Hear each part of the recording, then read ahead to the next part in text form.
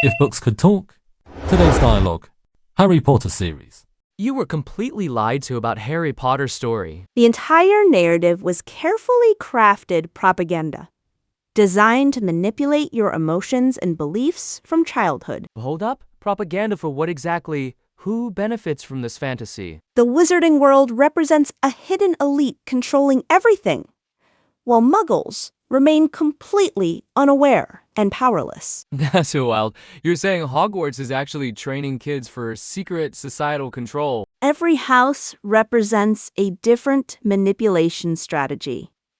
Gryffindor for public heroes, Slytherin for shadow operators. Wait, explain the Sorting Hat's real purpose then. Is it psychological profiling? The Hat analyzes children's deepest traits, assigning them to predetermined societal roles before they understand the system. That's messed up. So the Wizarding world is basically a caste system disguised as magic school. Pureblood supremacy mirrors real-world elitism, while half-bloods and muggle-borns serve as controlled opposition. Okay, but what about Voldemort? He's clearly the villain everyone hates. Voldemort represents the system's necessary scapegoat, a manufactured enemy to justify ministry control and surveillance. No way. You're saying the Death Eaters were basically false flag operations. The ministry allowed Voldemort's rise to consolidate power, then position themselves as saviors when convenient. That's conspiracy theory level stuff. Where's your evidence for this manipulation? Dumbledore knew everything from the beginning. He manipulated Harry's entire life as a sacrificial pawn. Hold on, Dumbledore is the beloved grandfather figure. You're tearing down childhood icons. He left Harry with abusive relatives deliberately, creating trauma bonds and dependency on the wizarding world. You're kidding. That's psychological warfare on a child. What was the endgame? Harry needed to develop a savior complex, believing only he could defeat Voldemort through destined sacrifice. So the prophecy was just programming, making Harry believe he had no choice. The prophecy created artificial stakes, forcing Harry into a role he never questioned or understood fully. What about the friendship with Ron and Hermione that seemed genuine at least? Ron represented working-class loyalty, Hermione intellectual justification, both keeping Harry within the system. You're destroying every good memory I have. What about love conquering all that theme? Love magic was the ultimate control mechanism. Emotional manipulation disguised as spiritual enlightenment. That's cold. So Lily's sacrifice was just another layer of programming. Her death created Harry's psychological armor, making him believe he was protected by love rather than controlled. Okay, let's talk about the magic system itself. What's the hidden agenda there? Spells require specific wand movements and incantations, creating dependency on established systems rather than innate power. Those cell wands are like control devices, limiting what magic users can actually do. Ollivander's wand shop controls access to power, while the trace monitors underage magic for compliance. What about wandless magic then? That seems like true freedom. Wandless magic is discouraged and feared, labeled as dark or unstable to maintain the wand monopoly. So the entire ministry is basically a regulatory capture operation. The ministry maintains the illusion of democracy, while pureblood families control all major positions behind the scenes. Let's get into the economics. How does the wizarding world fund itself? Gringotts controls all wealth. Goblins manage the system, but wizards maintain ultimate authority through force. That's textbook exploitation. So goblins are basically an enslaved banking class. Their rebellion attempts are crushed, while wizards pretend goblins choose their role in the system voluntarily. What about house elves? That's straight up slavery. Nobody questions. House elves are magically bound to serve, their conditioning so complete they fear freedom more than servitude. And Hermione's activism was just performative, never actually changing anything. Spay do allow the system to absorb criticism while maintaining the status quo. Classic controlled opposition strategy. This is getting dark. What about the educational system at Hogwarts? Hogwarts teaches compliance over critical thinking. History is sanitized, and dangerous knowledge is restricted. So the restricted section is just information control, keeping certain truths hidden. Exactly. Students learn only what the establishment approves, while dark arts remain mysterious and tempting. What about Dumbledore's army then? That was rebellion against the system. Dumbledore's army was co-opted rebellion, training students to fight the ministry's enemies rather than question authority. So even rebellion serves the system. That's insidious psychological manipulation. The system allows limited resistance to release pressure, then incorporates rebels as new enforcers. Let's talk about the Deathly Hallows. What's the real story there? The Hallows represent the ultimate control fantasy, mastery over death, being the final illusion of power. So the quest for immortality is just another trap for ambitious wizards. Voldemort's Horcrux obsession mirrors society's fear of mortality, exploited to create compliant followers. What about Harry surviving the killing curse?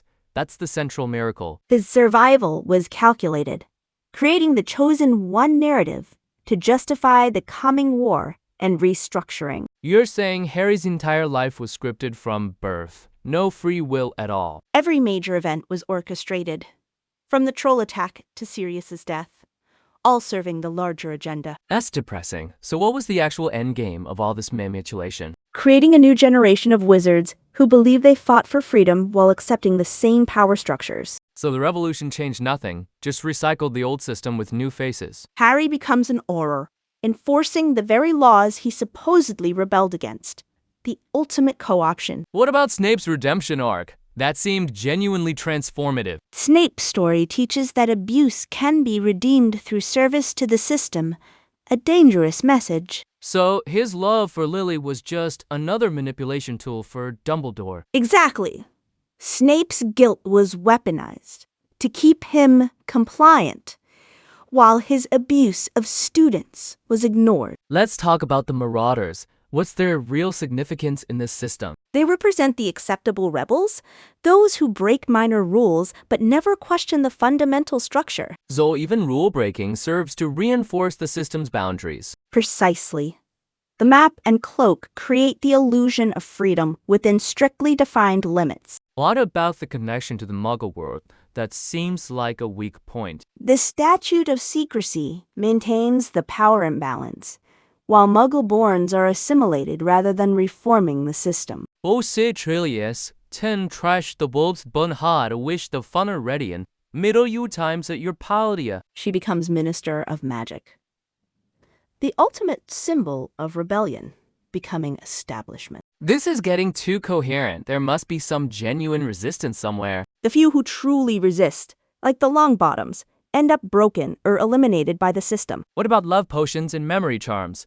Those seem like ultimate control tools. Love potions represent emotional manipulation normalized, while memory charms rewrite reality to fit official narratives. So the wizarding world is basically a surveillance state with magic. The trace, portraits, ghosts, and spells create total awareness, with privacy being an illusion for the naive. What about the international wizarding community? Is it any better? International cooperation maintains the global status quo, with powerful nations dominating through magical superiority. So there's no escape. The system is global and self-perpetuating. The few who escape, like Newt Scamander, become controlled exceptions, proving the rule. What's the most dangerous lie the series tells children then? That fighting obvious evil is enough, while ignoring the subtle systems that create and maintain oppression. So Voldemort was just a symptom, not the disease itself. Exactly. Killing the symptom makes people believe the disease is cured, while the underlying infection spreads. This is heavy. What should people actually take from this analysis? Question every hero narrative, especially those presented as simple, good versus evil stories. But isn't this just cynical deconstruction? Where's the hope in this perspective? The hope lies in seeing through the illusions, recognizing that real change requires systemic understanding. What about the readers who genuinely found comfort in these stories? Comfort can be the most effective prison, making people accept change because they feel safe and familiar. So the ultimate message is to question everything, even childhood comforts. Especially childhood comforts.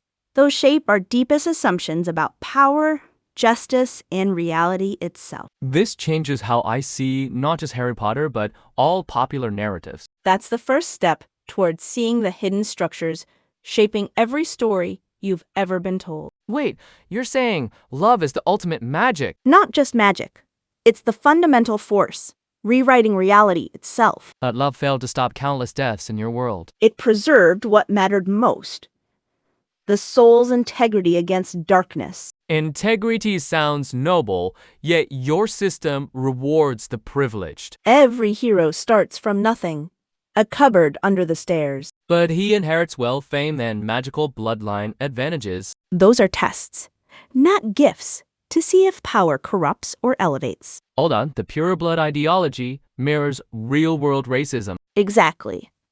It's a mirror held up to humanity's darkest prejudices. Yet your heroes use the same system they claim to fight. They work within it to change it. That's the painful paradox. Paradox or hypocrisy, using magic to defeat magic users. You must master the rules before you can rewrite them. That sounds like justification for maintaining the status quo. No, it's the recognition that revolution requires deep understanding. But understanding often leads to acceptance, not change. True change comes from within the system, not outside destruction. Yet Voldemort tried to change it from within too. He sought to dominate, not transform. That's the critical difference. Your morality feels convenient. Good intentions justify any means. The unforgivable curses exist precisely to draw that line. But heroes break those rules when convenient, like using Imperius. In desperate times, even good people face impossible choices. That's moral relativism. Your absolute good becomes situational. Life is situational. Ethics must adapt while principles remain. Adaptation sounds like compromise, watering down convictions. Rigidity kills more than flexibility ever could in real conflict. So Dumbledore's manipulations were justified as necessary flexibility. He carried the burden of knowing ends sometimes justify means. That's exactly Voldemort's logic, just with different ends. The difference lies in the ends themselves, not just the means. Powerful people always believe their ends justify their means. Which is why power must be tempered by love and humility. Love didn't temper Dumbledore's power over Harry's entire life. He wrestled with that guilt until his dying breath. That's the point. Guilt doesn't undo manipulation, it just makes it tragic. Tragedy is where humanity reveals itself most authentically. That's romanticizing suffering as somehow noble or meaningful. Suffering without meaning is just pain. We seek patterns. Patterns can be illusions, comforting stories we tell ourselves. Stories shape reality as much as facts do in human experience. So truth becomes whatever narrative wins, might makes right. Not might, but which story resonates with our deepest humanity. Humanity voted for Voldemort too. Fear resonates deeply. Fear resonates, but love endures. That's the final argument. Endurance isn't victory. Love endures but often loses. Loss is part of the story, not the end of it. Your characters lose parents, mentors, friends, constantly. Because loss teaches what possession never can. True value. That's a brutal curriculum, learning through trauma. Life is brutal. Stories shouldn't pretend otherwise. But they should offer more than just accurate brutality. They offer resilience in the face of it. That's the hope. Resilience sounds like learning to endure injustice. No, it's gathering strength to challenge injustice effectively. Harry didn't challenge the system. He became part of it. He became an oar to reform from within. That's strategic. Strategic or compromised, working within corrupt institutions. Perfect institutions don't exist. Only people trying to improve them. That's a disappointing conclusion after all that struggle. Disappointment is where adulthood begins. Accepting limits. Your magic world ends up just as flawed as the Muggle one. Because magic doesn't fix human nature, only amplifies it. That's actually profound.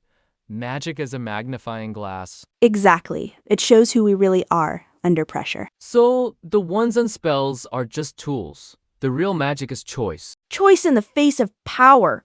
That's the ultimate test. Not between good and evil, but between easy and right. Dumbledore's wisdom holds even when he himself failed it. That's human wisdom, flawed, but striving upward. The striving matters more than perfect achievement. So progress is incremental, not revolutionary. True revolution happens in hearts first, systems second. That changes how I see the whole pure blood conflict. It was never about blood, but about opening closed minds. Our main spew wasn't naive, it was ahead of its time. Visionaries always seem naive until the world catches up.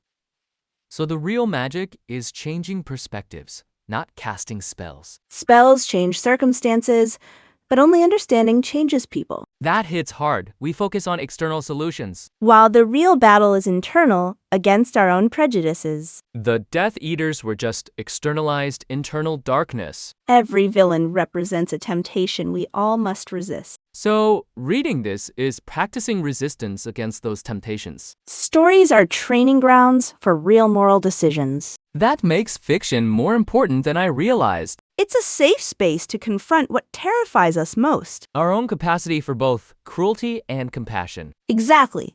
The duality within every human heart. So the Sorting Hat asks which part we choose to feed. Every day we choose, not just once, at 11 years old. That's the ongoing magic, the daily choice of who to be. The most powerful spell is the one you cast on yourself. To become braver, kinder, more aware than yesterday. That transformation is the real magic. Slow and invisible. No flashy lights, just gradual becoming. The kind that actually lasts beyond any dramatic battle. So the epilogue isn't an ending, but a beginning of that work. The work never ends. And that's both the burden and the beauty.